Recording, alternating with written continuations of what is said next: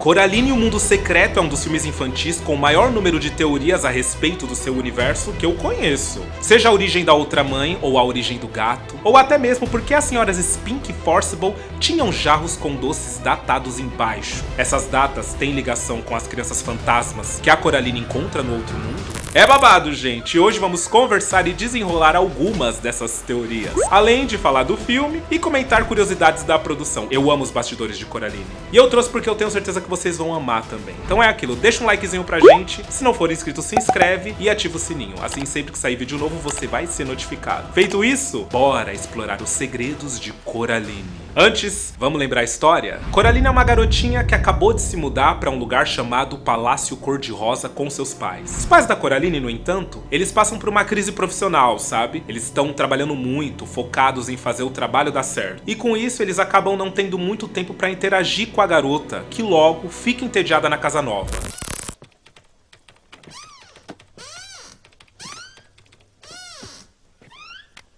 E a fim de arranjar com o que a Coraline pudesse se entreter, o seu pai pede pra ela explorar a casa, contar as portas e janelas, listar tudo. Só que o filme já mostra pra gente a ambientação da nova vida da garotinha, que é ruim, né? A gente sabe que ela tinha outros amigos daquele lugar que ela veio, mas aqui ela não tem ninguém. E é ruim, tá tudo ruim. A paleta de cores dessa primeira parte do filme, se você reparar, é em tons de cinza e marrom. Algo que beira ali quase uma depressão, por assim dizer. Unido ao fato da falta de atenção dos pais. Sem dizer que é um tempo meio sempre chuvoso, é uma lama, é muito esquisito. É o pior cenário possível para uma garota de 11 anos, uma criança de 11 anos. O lance é que em dado momento a Coraline descobre uma porta atrás do papel de parede, que ao ser aberta, revela uma passagem que aparentemente foi fechada. Porém à noite, alguns ratinhos chamam a atenção da garota, que é levada à porta, que se revela uma passagem secreta para o outro mundo, que a Coraline vai sem hesitar. Chegando lá, tudo é o contrário, gente. A começar pelo quadro do garoto tomando sorvete, que na casa original é triste. Tipo, ele derrubou o sorvete no chão, foi o ó.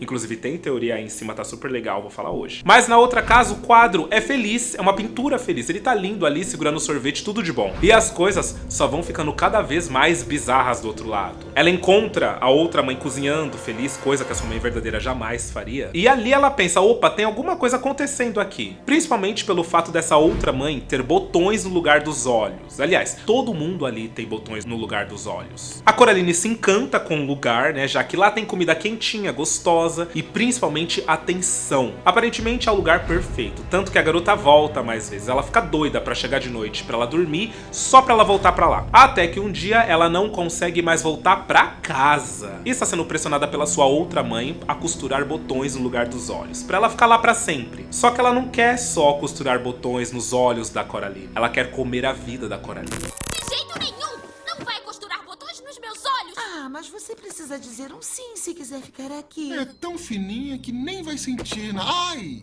E a Coraline descobre isso através das crianças fantasmas que ela encontra atrás do espelho quando essa outra mãe a coloca de castigo lá. Bom, por a garota ter se negado a tudo, a outra mãe fica irada, se transforma num monstro horrível e a partir dali a Coraline tem que correr pra salvar não só a sua vida, mas a dos seus pais, que também foram pegos por essa outra mãe, e libertar as almas das crianças que foram presas antes dela. Gente, o filme é tenso, o filme é muito legal e eu vou falar que a primeira vez que eu assisti, eu me perguntei se de fato era pra criança. Porque ele tem uma vibes, né? Ele é muito assustador. Então ele te bota pra pensar, pra entender o que tá acontecendo. Sem dizer que tem muita ponta solta, tem muito personagem que fala coisa e fica no ar essas coisas que eles falaram. É babado, gente. E por ter várias camadas, com o tempo, várias teorias foram surgindo acerca da história. E são elas que a gente vai explorar agora. Bora? Vamos lá. A primeira teoria, o poço também é um portal pro outro mundo? Essa teoria surgiu por uma simples fala do Ivan.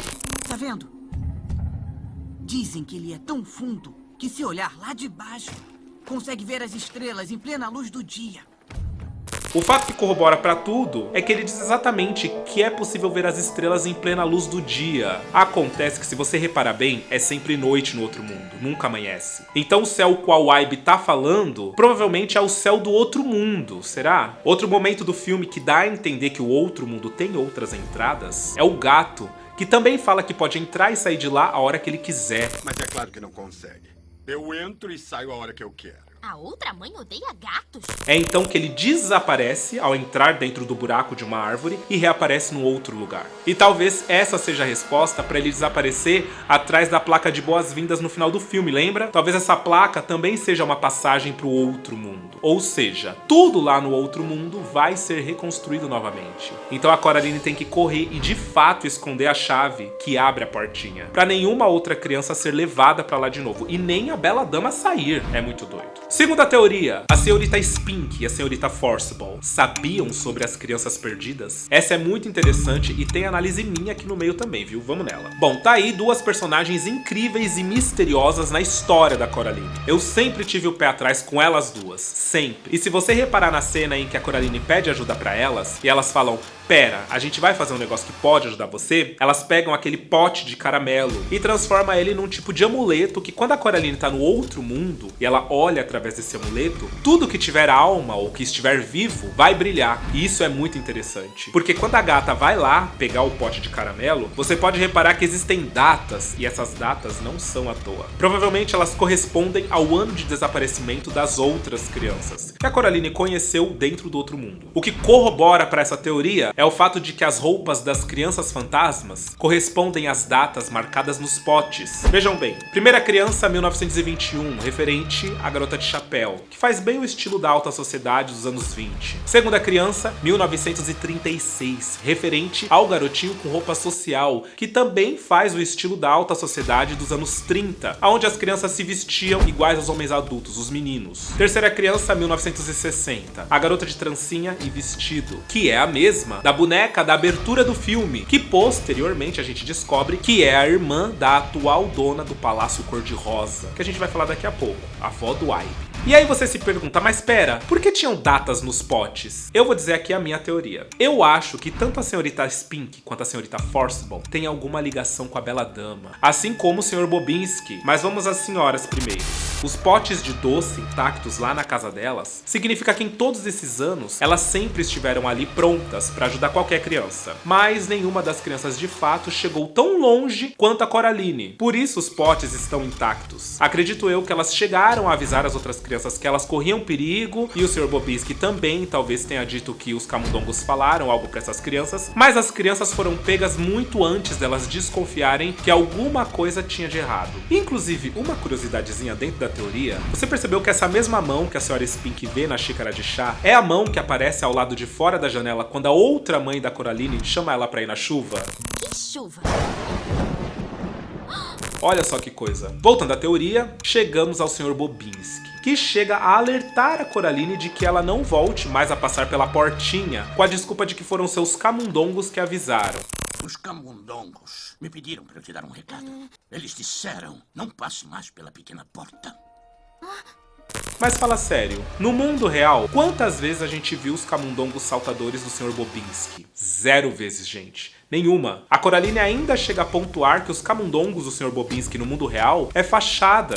E lá em cima eu vi um circo de camundongos de verdade, não de mentira, igual ao do nosso vizinho maluco. O que me leva a crer que ele sabia o que estava rolando com a Coraline. E já fez o favor de avisar. Assim como a senhorita Spink e Forcible também tentaram. E quanto a elas, não é a primeira vez que elas veem uma criança desaparecer. Talvez elas estejam ali justamente para ajudá-las, quem sabe. E pensando mais fundo, eu fiquei pensando se isso talvez não é um jogo, um grande jogo entre a Bela Dama, no outro mundo, e eles nesse mundo. Já que a Bela Dama adora uma aposta.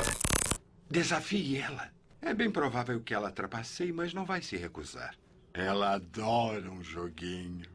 Entendem? Tipo, apostar que a Coraline ou a criança da vez no Palácio Cor-de-Rosa, com algum toque, com algum aviso, seriam capazes de se livrar do destino da Bela Dama. Enquanto a Bela Dama aposta que é só mostrar as maravilhas pra logo as crianças se renderem. Essa teoria eu tenho porque quando a Coraline chega na casa das artistas, elas estavam jogando cartas. Mas olha que coisa, são 4 montes de cartas, mas elas são apenas 2. Quem seriam as outras 2 pessoas? Pra mim, Bobinski e Bela Dama. Até porque repara bem no que uma das senhoras fala quando a Coraline sai da casa.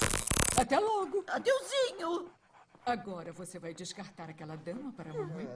Pois é, querida, ela fala de uma dama. Qual é o nome da vilã? A Bela Dama. Bela Dama. Eu linkei que tinha algo ali, que era uma mensagem do filme pra gente. Eu sei, tá muito doideira essa teoria doida, mas faz muito sentido, hein? Faz muito sentido eles serem macumunados um com o outro e apostarem a vida das crianças que se mudam pro Palácio Cor-de-Rosa. É babado, gente, mas eu acho. E vamos à terceira teoria. A avó do Ibe tramou tudo. Aparentemente, a avó do Ibe sabia exatamente o que acontecia no Palácio Cor-de-Rosa e isso a gente pode conferir com as falas do próprio Ibe. Meio estranho ela ter deixado você vir pra cá. Sabe, a minha avó, ela é dona do Palácio Cor-de-Rosa. Nunca aluga pra quem tem crianças. Como assim?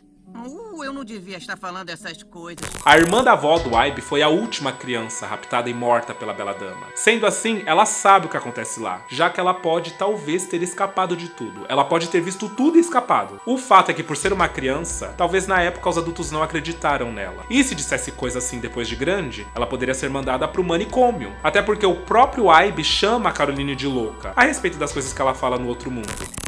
Porque você é doida! Então pensa numa senhora idosa falando coisas nesse sentido. Impossível. E apesar de normalmente não alugar o Palácio Cor-de-Rosa para famílias com crianças, nesse caso a avó do Ibe permitiu que a Coraline se mudasse com a família. Mas ela não deixou a garota sozinha, já que deixou tanto o Bobinski, que sabe falar com os ratos e que manda o recado para Coraline, quanto as atrizes que fazem tassiomancia ficarem ali por perto, podendo assim ajudar a Coraline. Isso sem contar no seu neto, que ela pede que vigie a Coraline e a siga sempre. Sabe, eu tô feliz que você resolveu ficar me seguindo. É que não foi ideia minha.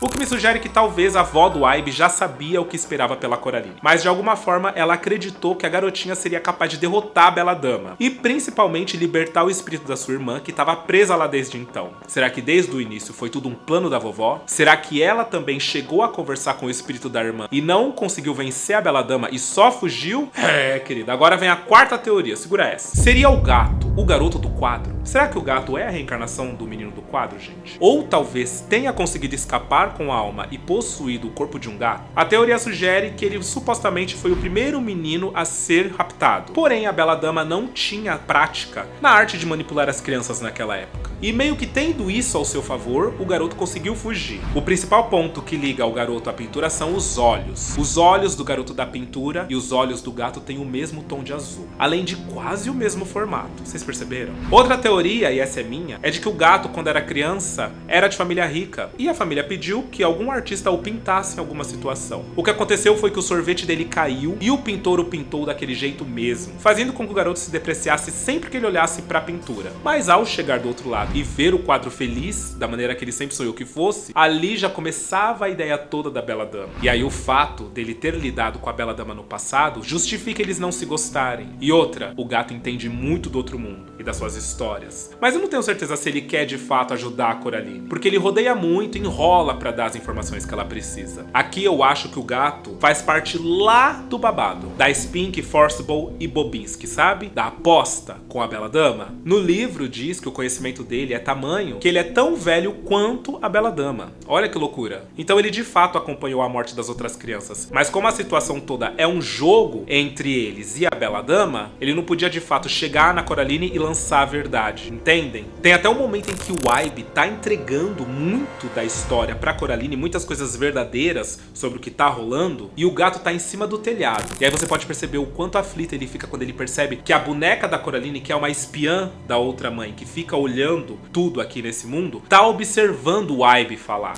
Ela tinha uma irmã gêmea. Quando eram crianças, a irmã da vovó desapareceu. Ela diz que ela foi roubada. Roubada? Bom, mas o que você acha?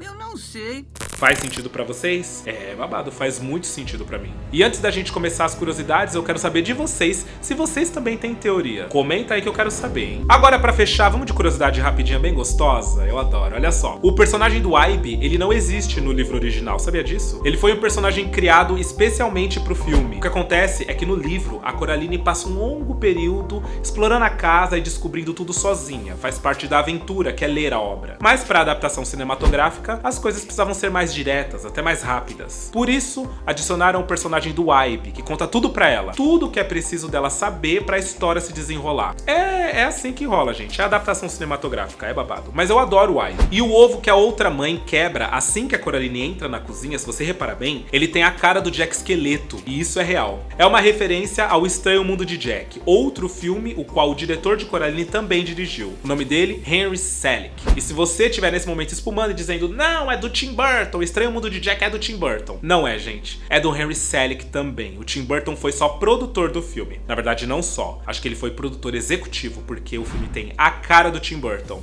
É babado. E se você reparar na letra O que aparece aqui escrito no bolo da Coraline, você vai se surpreender com o fato de que uma letra O escrita com 2 laços, segundo a grafologia, o estudo das letras, significa uma negativa, em sinal de mentira. O que pode significar que, de fato, a Coraline é bem-vinda, mas aquele não é o lar dela, já que a letra O do welcome tá bonitinha, bem-vinda, mas a letra O do home, lar, ela leva os 2 traços. Tinha reparado nisso? É babado, né? E uma última, o filme foi baseado no livro do autor Neil Gaiman, que você muito provavelmente conhece de Sandman, que fez um sucesso estrondoso no Netflix. Assim como ele também foi autor do livro Deuses Americanos, American Gods, aclamado best-seller que também ganhou série e é um acontecimento. Cara, ele é muito bom e ele é muito profundo nas obras dele, né? Então não me surpreende que Coraline tenha tantas teorias. O autor é muito genial na hora de escrever, eu amo. E eu espero que vocês tenham gostado demais desse vídeo de hoje. Deixa o like, se puder se torne membro, que vai mostrar um apoio pro canal, que olha, eu não vou nem dizer pra você o quão feliz eu vou ficar, me ajuda demais. Tô recomendando vídeos maneiros aqui dos lados, ó, espero que vocês gostem. E aí é isso, eu deixo aqui pra vocês um beijo e até o próximo vídeo, gente. Eu amo.